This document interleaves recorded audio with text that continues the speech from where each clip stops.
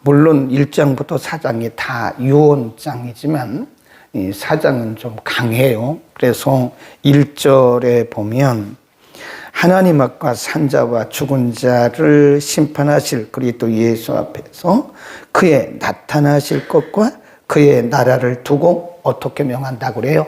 엄히 명하노니. 지금 디모데에게 한 말이에요. 사도 바울이 이제 곧 순교를 하게 되는데 그가 임종하기 직전에 지금 유언과 같이 아주 엄하게 강하게 말한 말씀이 뭐냐 이겁니다. 2절 너는 말씀을 전파하라. 거기다 줄거세요. 지금 사도 바울이 디모데에게 강하게 유언처럼 권하고 말씀한 명령이 뭐냐, 너는 말씀을 전파하라. 사실 하나님께서 사도 바울을 부른 것도 그렇고 그리고 디모데를 부른 것도 그렇고 또 오늘 저나 여러분을 부르신 것도 마찬가지. 하나님께서 우리를 부르신 것은 가장 본질적인 사역은 복음 전파입니다. 복음 전파. 복음을 전파라고 우리를 부르셨지요. 그리고 나머지는 다 부수적인 거예요. 인간의 교제라든지 뭐 귀신을 쫓는다든지 병을 고친다든지 은사를 행한, 이건 복음을 전하기 위한 다 부수적인 것이지 우리에게 맡겨주신 가장 본질적인 것은 복음 전파입니다. 복음 전파.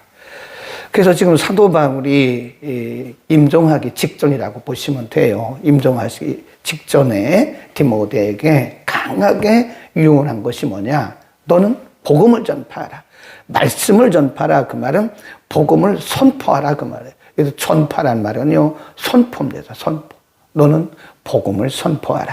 그리고 그 뒤는 방법론입니다. 방법론. 뭐라고 했어요? 때를 얻든지 못 얻든지. 거기다 줄거 놓으세요. 때를 얻든지 못 얻든지라고 하는 원문의 뜻은 내가 하고 싶든지 하고 싶지 않든지 그런 뜻이에요. 선택의 여지가 없다 이겁니다. 때를 얻든지 못 얻든지 그 말은 우리말로 이렇게 번역을 했지만 사실은 그것은 이런 말씀이에요. 내가 복음을 전하고 싶든지 전하고 싶지 않든지 선택사항이 아니라는 거예요. 이것은 옵션이 아니라 이것은 필수다. 필수. 응? 너는 때를 얻든지 못 얻든지 내가 그 복음을 전하고 싶든지 전하고 싶지 않든지 그런 말씀이에요. 너는 복음을 선포하라.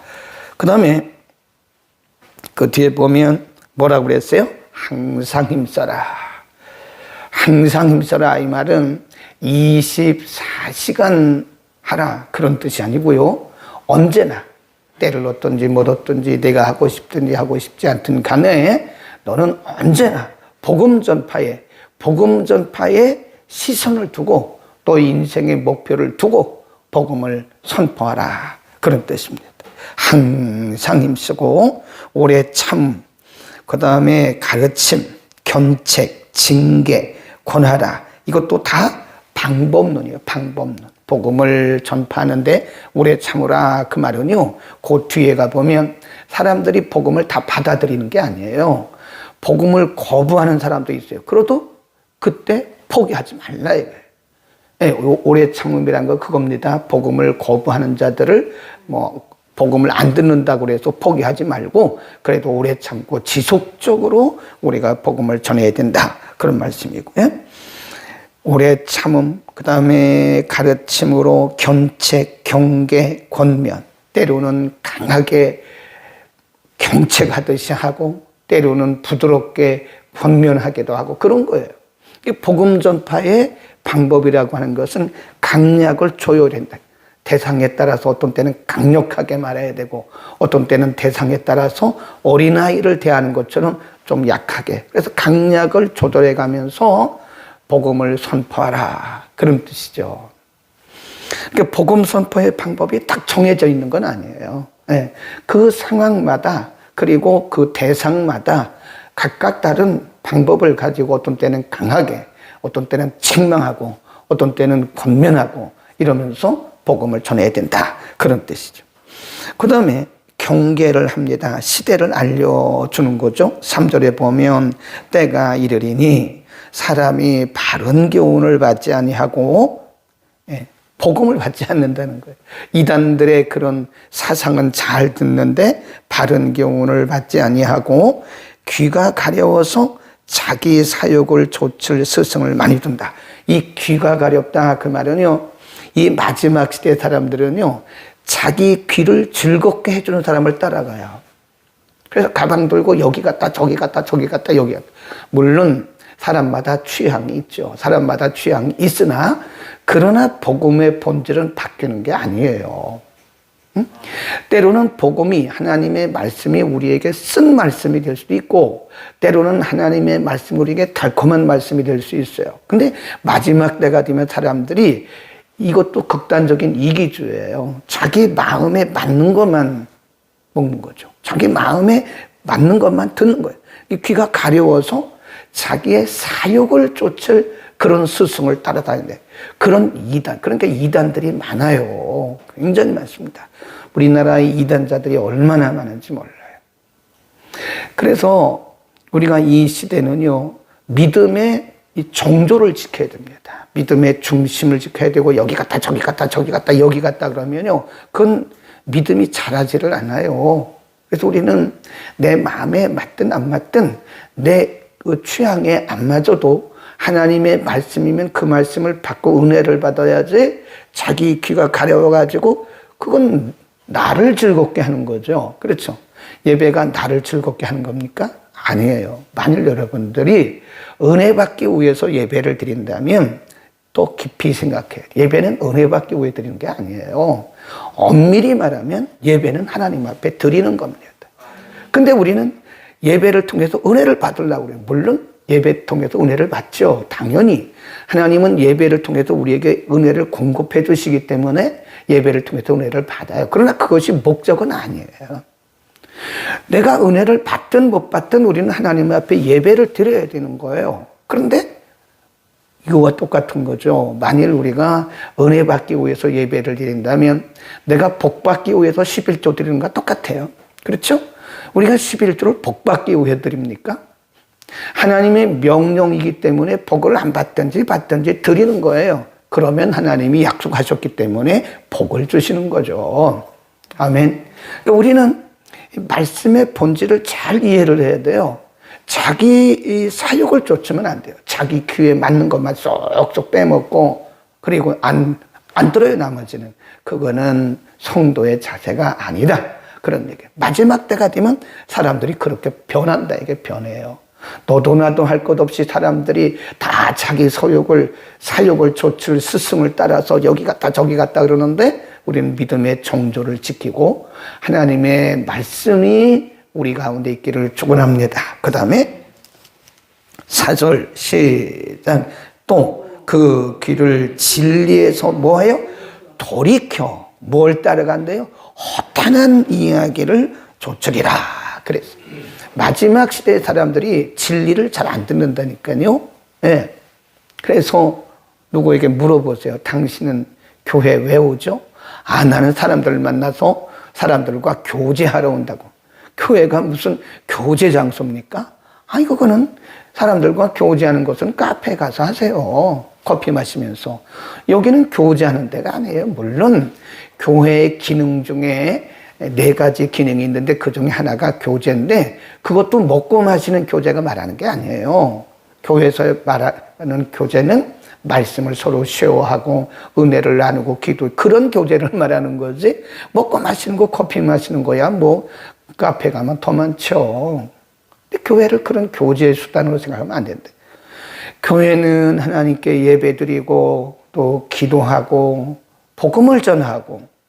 그러니까 많은 분들이요, 교회 왜 오세요? 아이, 마음 편하려고 온다고. 아, 마음 편한 거야 뭐 다른 데도 많지 뭐 교회만 마음 편합니까? 그러니까 마지막 시대면 사람들이 허탄한 이야기를 좋아하는 거예요. 예? 허탄한 이야기. 이단의 사람들이 왜 이렇게 많이 모이죠? 우리 같이 이렇게 복음, 정통적인 복음, 아주 정통파 복음교회는요, 복음을 전하는 교회는 사람이 별로 없어요, 이렇게. 근데 이단들은 자리가 꽉꽉 찹니다. 왜 그럴까요? 허탄한 이야기를 따라가요, 사람들이. 그게 뒤에서 사단이 조종을 하는 거예요. 뒤에도 조정을 해.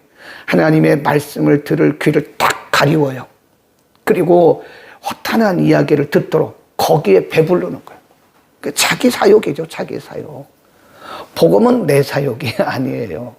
예배도 하나님을 영화롭게 하는 거지, 예배가 무슨 은혜 받기 위해서 드립니까? 하나님을 영화롭게 위해서 하다 보면 은혜가 우리에게 쏟아지는 거예요. 그런데 우리의 원래 본래적 목적을 은혜 받기 위해서 예배를 드린다면 지금 예배를 잘못 드리고 있는 거예요. 예배는, 그리고 기도는, 우리의 신앙생활은 하나님을 영화롭게 하는 거다. 아멘. 그리고 나면 하나님은 우리에게 은혜를 주세요. 네가 나한테 왔구나. 네가 나한테 예배를 하는구나. 네가 나한테 기도를 잘하는구나. 그러니까 하나님이 응답도 주시고 은혜도 주시고 복도 주시는 거죠. 만일 우리가 기도를 하는데 복 받기 위해서 기도한다면 여러분은 샤머니즘이에요. 그건 기독교가 아니에요. 기독교가 무슨 복 받는 종교입니까? 그러니까 많은 사람들이 복 받기 위해서 기도하고 복 받기 위해서 예배드리고 복 받기 위해서 신앙생활한다. 그건 본질이 틀린 거예요. 하나님을 영화롭게 하고 하나님을 기쁘시게 하기 위해서 우리가 예배하고 기도하다 보면 그 결과로 하나님께서 복을 주시는 거예요. 아멘. 근데 우리는 이게 메인, 원래 주 목적이 복 받기 위해서 예수 믿는다면 그건 미신 믿는 거나 똑같아요. 미신 믿는 사람들이 그러잖아요. 그래서 제가 늘 그러잖아요. 우리 기독교가 영어로 샤머니스틱 크리스찬이라고 해요. 미신적 기독교인들이 많아요. 이렇게 보면 복음적 기독교인이 아니고 미신적 기독교인. 우리는 내가 복음을 전하고 싶든지 전하고 싶지 않든지, 헌금을 하고 싶든지 헌금을 하고 싶지 않든지, 예배를 드리고 싶든지 예배를 드리고 싶지 않든지 우리는 예배를 드려야 되고 헌금을 해야 되고 기도를 해야 되는 거예요. 근데 내 취향에 따라서 한다면 그것은 미신이지 그건 성경적 신앙이 아니라 하는 거예요. 거기 줄거 놓으세요. 4절 꼭 줄거 놓으세요. 또 그 길을 진리에서 돌이켜 허탄한 이야기를 조치리라. 5절 시작. 그러나 너는 모든 일에 근신하며 고난을 받으며 전도인의 일을 하여 내 뭘 다하라? 직무를 다하라. 다른 사람이야 어찌하든지 상관하지 마라 이거예요. 다른 사람의 일에 상관하지 말고 너는 너의 직무란 말은 너의 사명 그런 뜻이에요. 다른 사람의 일에 관여하지 말고 너는 너의 직무에 다하라. 너의 직무, your ministry, 너의 사명, your mission, 너의 사명 그래 돼 있어요. 너의 사역을 다하라. 예. 시대가 어찌하든지 다른 사람이 어찌하든지 가끔 보면요, 자기 사명을 못하는 사람들이 말이 많아요. 누구는 어쩌고 누구는 어쩌고. 이건 어떻게 보면 굉장히 모순적인 거예요. 내 일도 못하면서 다른 사람이 어쩌고 저쩌고 할 필요가 없어요. 그건 그 사람의 문제고 그건 하나님이 알아서 하실 일이에요. 그럼 나는 내 사명을 다하면 돼요. 그 끝에다 줄거 놓으세요. 너는 내 직무를 다하라. 그 말은 너는 너의 사명을 다하라. Your mission, your ministry, 너의 사역을 너의 사명에 집중하라. 그런 뜻입니다. 우리가 때가 없어요. 시간이 없다고요. 다른 사람은 이러고 저러고 어쩌고 저쩌고 말할 시간이 없어요. 우리는 나의 사명 다하는 시간, 이래도 시간이 짧아요. 시간이 짧다. 그리고 나서 사도 바울은 자기 얘기를 합니다. 6절 보세요. 6절 시작. 관제와 같이 벌써 내가 보고되고 나의 떠날 기약이 가까웠다. 관제, 거기다 줄거 놓으세요. 관제는 전제입니다. 전제. 관제나 전제나 똑같은 거예요. 그걸 이제 영어로 하면 drink offering이라고 그래요. 전제와 같이 벌써 내가 부음이 되고 나의 떠날 기약이 가까웠다. 이 말은 자기의 임종이 가까웠다. 그런 겁니다. 우리 쓰는 거예요. 네. 근데 지금 그 얘기입니다. 내가 전제와 같이 부음이 되고, 전제란 말이 민수기 15장에 나와요. 빨리 한번 찾아봅시다. 민수기 15장에 보면 전제가 뭔가를 알아야 돼요. 민수기 15장 5절입니다. 민수기 15장 5절 여기 그리고 10절 여기는 전제라고 나와요. 민수기 15장 5절 219면 전후에 5절입니다. 15장 5절 시작. 번제나 다른 제사로 드리는 제물이 어린 양이면 전제로 포도주 한 hin의 4분의 1을 예비할 것이요. 10절 시작. 전제로 포도주 반 hin을 드려 여호와 앞에 향기로운 화제를 삼을지라. 이렇게 이제 다시 설명을 드리면, 예를 들어서 이제 짐승으로 하나님 앞에 드리잖아요. 그리고 마지막에 뭘 붓냐면 포도주를 이렇게 부어요. 그 옛날에 우리가 어렸을 때 어른들이 그 제사 지낼 때 보면요, 이렇게 꼭 술을 그 마지막에 이렇게 따르더라고요. 그게 전제예요. 그러니까 짐승을 잡아서 이렇게 다 하나님 앞에 드리는데 마지막에 포도주를 이렇게 부어요. 그게 전제입니다. 그러니까 지금 사도 바울이 내가 전제와 같이 부음이 되고 나의 떠날 기약이 이르렀다 그 말은 내가 곧 죽는다 그 말이에요. 그러면서 그는 자기 얘기를 합니다. 이렇게 얘기를 해요. 7절 시작. 내가 선한 싸움을 싸우고 나의 달려갈 길을 마치고 믿음을 지켰으니, 거기 줄봅시다. 이게 저는 굉장히 중요하다고 봐요. 믿음을 지켰다. 이게 쉽지 않아요. 끝까지 믿음을 지키는 분들이 많기는 하지만 그렇게 많지는 않습니다. 믿음을 끝까지 지키지 못해요. 사도 바울이 자기 고백을 합니다. 내가 선한 싸움을 싸우고 나의 달려갈 길, 그 말은 내 사명을 다 했고 그리고 나서 말하기를 나의 믿음을 지켰으니. 그래요. 여러분, 우리 좀 생각해야 됩니다. 60이 넘으신 분들은요, 생각해야 돼요. 내가 믿음이 전보다 나은가? 전보다 못한가? 이거 생각해야 된다니까요. 물론 우리의 기력이 떨어지면, 우리의 기력이, 육체적 기력이 떨어지면 우리가 생각도 짧아지고 또 시야도 좁아지고 그래요. 그러나 믿음은 점점 익어가야 돼요. 익어가야 된다고요. 그런데 60세 이전에는 꼭 60이라고 할 수는 없지만 젊을 때는 믿음이 아주 좋았어요. 그런데 나이가 들고 나니까 이게 체력이 딸리면서 믿음도 아주 그냥 희미해졌다면 이건 적신호입니다. 적신호예요. 이제 곧 하나님 나라 갈 분들이 믿음이 약해져가지고 천국에 대한 소망도 없고 그런다면 이건 심각한 문제라고 생각해요. 이전에는 우리가 그랬지만, 우리의 열정으로 살았지만 이제는 믿음은 잘 성숙이 돼야 돼요. 믿음은 잘 익어가지고 이제 이렇게 사도 바울처럼 내가 선한 싸움을 싸웠다. 그리고 나의 달려갈 길을 다 갔다. 이렇게 고백할 수 있어야 돼요. 나의 믿음을 지켰다. 이렇게 말할 수 있어야 된다고. 그런데 많은 경우에 우리의 믿음이 점점 이렇게 막 곤두박질 쳐요. 이건 심각해요. 잘 생각해야 돼. 내 믿음을 돌봐야 됩니다. 내 믿음이 점점 이렇게 올라가 독수리같이 올라가는가? 아니면 나는 점점 이렇게 추락하고 있는가? 내 믿음이 곤두박질 치고 있는가? 정신 차려야 돼요. 생각해야 됩니다. 내가 선한 싸움을 싸우고 나의 달려갈 길을 다 가고 나의 믿음을 지켰으니, 그 다음에 8절입니다. 시작. 이제후로는 나를 위하여 의의 면류관이 예비되었으므로 주 곧 의로우신 재판장이 내게 주실 것이니 내게만 아니라 주의 나타나심을 사모하는 모든 자에게니라. 그러면서 의의 면류관이 나에게는 뭐가 됐다고요? 예비됐다고. 영광의 면류관이에요. 지금 사도 바울은 로마의 감옥에서 순교하기 직전입니다. 우리 생각해야 돼요. 만일 믿음이 없는 사람들이 로마의 감옥에서 죽는다면 자기를 굉장히 비참하게 생각했을 거예요. 나는 뭐야? 나는 왜 이렇게 평생 동안 다른 사람에게 복음 전하고 이 감옥 찬이 찬 방에 있어서 나는 이렇게 비참하게 죽는 거야? 나는 너무 불행해? 이렇게 말할지 모르나 그러나 천국에 대한 확실한 소망이 있었던 사도 바울은 그렇게 말하지 않았대. 나는 선한 싸움을 싸웠다.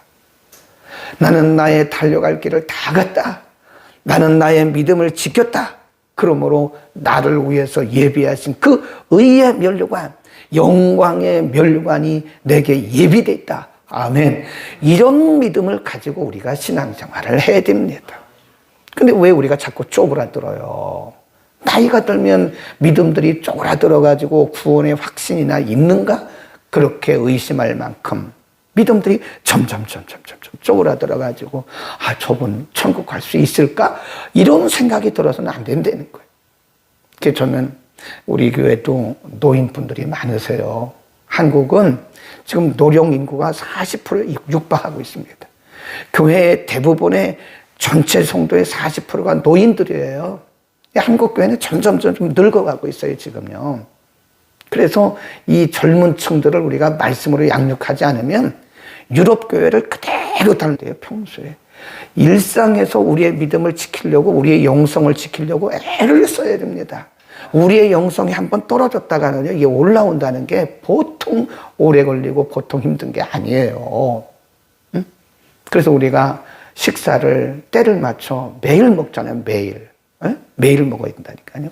아침도 먹고, 시간 맞춰서 점심도 먹고, 시간 맞춰, 이 시간 맞춰서가 중요한 거예요. 시간 맞춰서 저녁도 먹고, 이래야 돼. 나는 배불러. 난 3일 동안 안 먹어.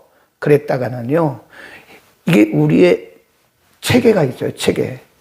생체 체계가 있습니다. 우리 육체적인 체계가 있는데 이게 깨져요. 그럼 그때부터 병드는 거예요. 아픈 사람들의 대부분의 특징이 공통점이 뭐냐? 식사를 제대로 안 하는 거고요. 그 다음에 뭘 안 해요? 잠을 제대로 안 자는 거예요. 물론 잠이 안 와서 안 자는 거예요. 못 자는 거예요. 어떻게 하겠어요? 그러나 우리가 식사 제대로 해야 돼요. 식사 제대로 해야 되고, 그 다음에 잠도 제대로 숙면을 해야 되는 거예요. 이게 깨져버리면 우리의 육체 리듬이 다 깨져버려요. 신앙생활도 똑같아요.